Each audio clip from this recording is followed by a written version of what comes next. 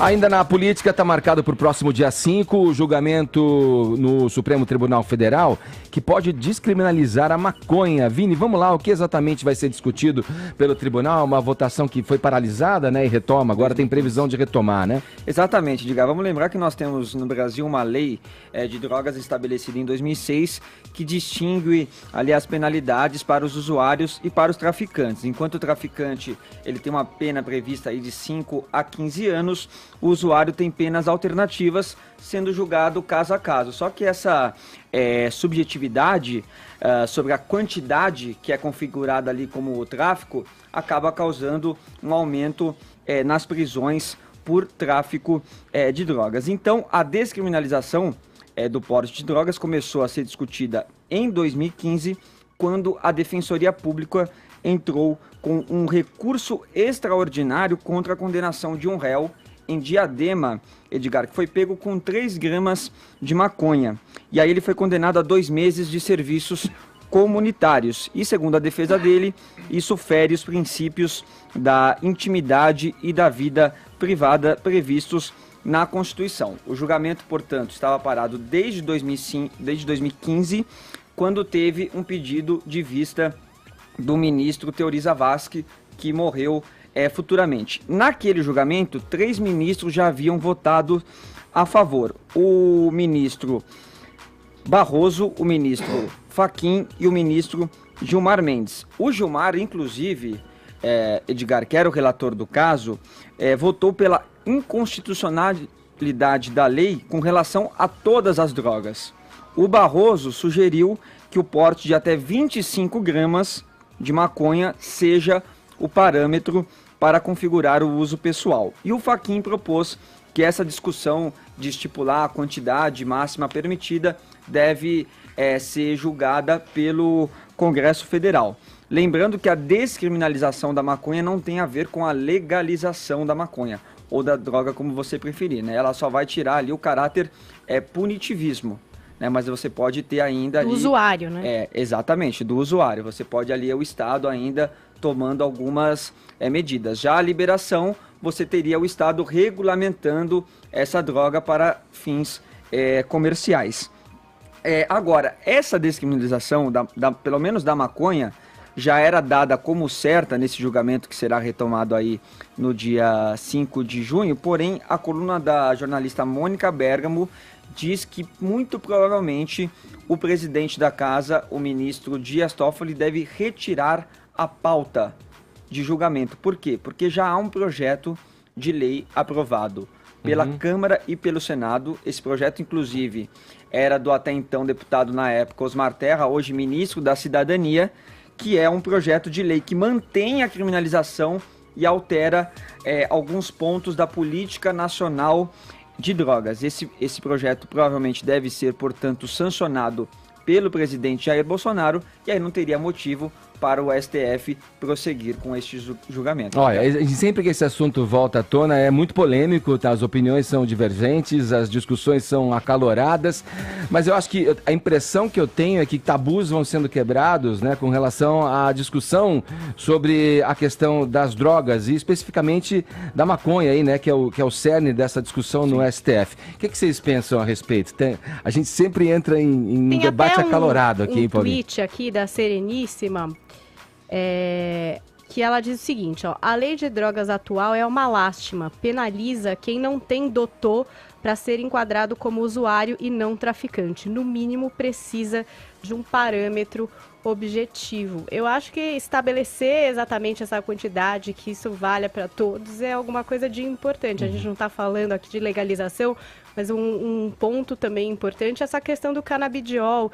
Tem diversas pesquisas mundiais aí sendo usado para Parkinson, para esses casos de glaucoma e também para quem tem aqueles surtos de epilepsia. Então, quer dizer, não sei, aí como remédio não tem nada a ver com o uso adulto e recreativo de droga, acho que tem a ver com o princípio ativo, o canabidiol. Essa talvez seja uma questão importante que também não está agora em jogo, mas o que eu acho mais importante mesmo é que se defina mesmo esses parâmetros. Do que é que a gente está falando exatamente? Não é questão de liberar traficante não, né? Não é essa a questão que eu acho que tem que ser tratada. E entender quem é esse usuário e também ter uma política de esclarecimento a respeito da droga, né? Para que as pessoas também fiquem esclarecidas a respeito daquilo. Porque essa história de que é uma erva que não faz mal também é bastante questionável. Então, acho que deveria também haver uma política de esclarecimento a respeito e um trabalho feito com esses usuários, que não é botar na cadeia. E lembrando, diferente disso. E aqui a questão da descriminalização, como o Vini trouxe, tem essa diferenciação com a legalização, né? Que seria digamos, um estágio à frente disso, né? Será que realmente tem diferença de descriminalização para legalização? Vamos chegar lá. Em primeiro lugar, eu não vejo por que ser contra o uso medicinal de maconha, como a Paulinha bem trouxe aqui.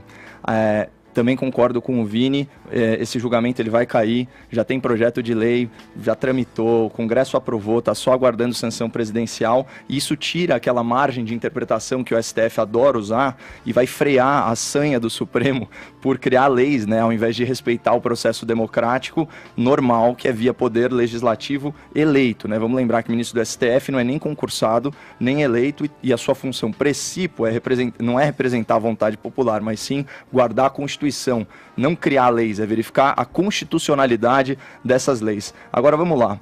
É muito importante a gente lembrar que para os ativistas e lobistas pró-drogas, a descriminalização da maconha ela não é um fim em si mesmo. Existe uma agenda progressista para a naturalização do consumo de drogas. A descriminalização da maconha é só a ponta de lança, né? Depois, na sequência, virá a legalização. E não só da maconha, mas de todas as drogas. Isso fica, inclusive, implícito na manifestação do Gilmar Mendes. E onde que isso fica explícito? Eu separei uma fala aqui do ministro do Supremo Tribunal Federal, Luiz Roberto Barroso, um progressista pró-aborto e pró-drogas indicado ao cargo pela ex-presidente impedida Dilma Rousseff. O ministro acredita, ao meu ver, de forma ingênua, ou pelo menos finge que acredita, que a legalização das drogas, certo, é uma forma efetiva de combate à crise de segurança pública e penitenciária. Isso consta de uma matéria do O Globo, cujo nome é o título: Barroso defende legalização da maconha e da cocaína contra a crise penitenciária. Abre aspas para o ministro. A primeira etapa, ao meu ver, deve ser a descriminalização da maconha, mas não é descriminalizar o consumo pessoal, é mais profundo do que isso. A gente deve legalizar a maconha, produção, distribuição e consumo. Olha o traficante que você falou aí, Paulinha. Tratar como se trata o cigarro, uma atividade comercial, ou seja, paga imposto, tem regulação, não pode fazer publicidade, tem contrapropaganda, tem controle. Isso quebra o poder do tráfico, porque é o que dá ao tráfico, porque o que dá poder ao tráfico é a ilegalidade. Ponto. E, se der certo com a maconha, aí eu acho que deve passar para a cocaína e quebrar o tráfico mesmo. Já são 2 ministros em declaração pública falando da legalização de todas as drogas. Ora, legalizar as drogas para reduzir a criminalidade e aliviar a superlotação carcerária é similar a você dar alta para os pacientes do SUS para aliviar fila em hospital. É uma pseudo-solução, é simplista, é artificial. Ela apenas transfere o problema para outra esfera. Para ficar no exemplo do ministro, tá? Porque ele que fez a comparação com o cigarro. No final dos anos 80, eu peguei os dados aqui, 35% da população adulta se declarava fumante. Hoje está na faixa de 10, 11%, o que certamente aliviou o sistema público de saúde. Só que, além das campanhas antitabagistas, o que rolou? As restrições aos direitos de propaganda e marketing da indústria do cigarro e a proibição social ao comportamento, ou seja, você não pode fumar em avião, você não pode fumar em ambiente fechado. Então você tem 2 elementos-chave aqui. Se você limitar o mercado e ainda colocar uma condenação moral, você reduz o consumo. E na parte de criminalidade, adivinha qual é o produto mais traficado no Brasil?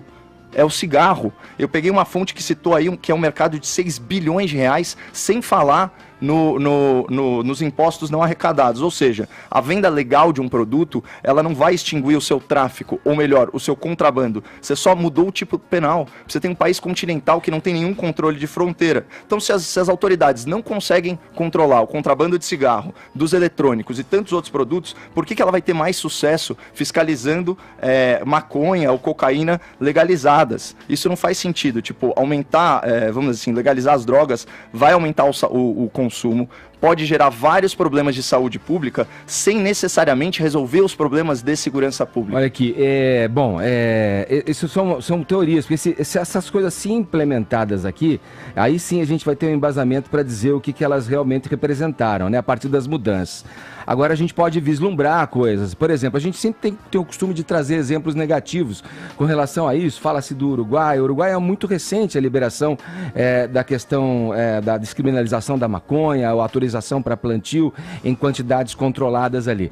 Mas tem um exemplo positivo, por exemplo, de Portugal, que com relação à sua política de redução de danos, né, que já tem há 2 décadas, acho que aproximadamente, está beirando isso, e lá ela não reduziu o consumo, por exemplo, no caso da maconha, ela não reduziu, mas ela trouxe um controle e permitiu que usuários pudessem importar determinadas quantidades sem serem criminalizados. Portugal encarou como uma questão de saúde, Exato. Não como uma questão de segurança pública, que é como tem que ser. Isso, e passou a olhar a questão como um problema de saúde pública e não como crime.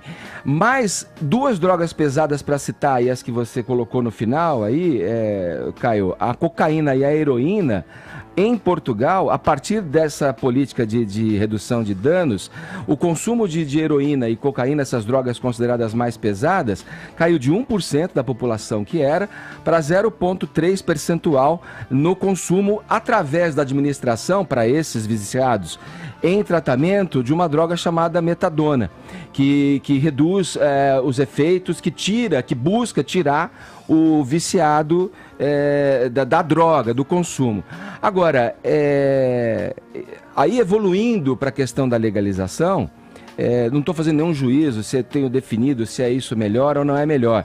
Eu penso que você tem sim que botar na conta do Estado que ele consiga regular essa questão da segurança. Para mim parece nítido que você, legalizando, você reduz a violência proveniente do tráfico e, além disso, pode cobrar impostos que poderiam ser revertidos exatamente para tratamento dessas pessoas. A gente tem aí drogas legalizadas, então aí o cigarro matando, as campanhas, o álcool, né? O alcoólatra lá, que é o viciado, ele destrói famílias também, ele destrói vidas, ele dirige embriagado e mata os outros. Quer dizer, qual é a relação quando se confronta esse tipo de dano causado por uma droga ou por outra, que existe de fato e verdadeiramente, principalmente com relação ao consumo da maconha aí, que além do mais, além de ser considerado uma droga leve, tem todos esses benefícios que a gente falou aqui, que você bem mencionou, que não se opõe com relação ao uso medicinal, né, das propriedades, dos princípios ativos da cannabis sativa ou da cannabis índica, que são os tipos mais comuns da maconha. É uma discussão polêmica mesmo, e eu espero que eles, que não devem legislar, devem regular e garantir o que está escrito na Constituição, não avancem o sinal, mas que eles ajudem a dirimir dúvidas e que nos faça evoluir nesse debate tão polêmico.